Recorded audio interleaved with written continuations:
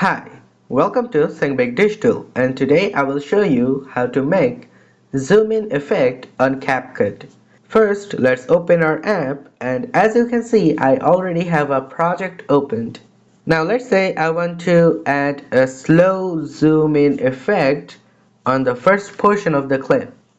To do that, I'd have to select the clip and scroll to the area where I want the zoom in to begin, and then click on the keyframe button beside the undo and redo buttons, and then I'd have to scroll to the part where I want the zoom in to end, and then I'd have to zoom in the video, and it will naturally add the keyframe to the part I made the adjustment.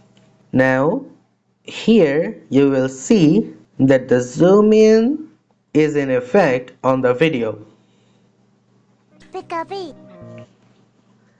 If you found this video helpful, please give it a thumbs up.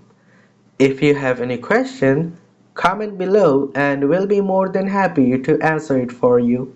And if you want to see us more on your For You page, subscribe to our channel.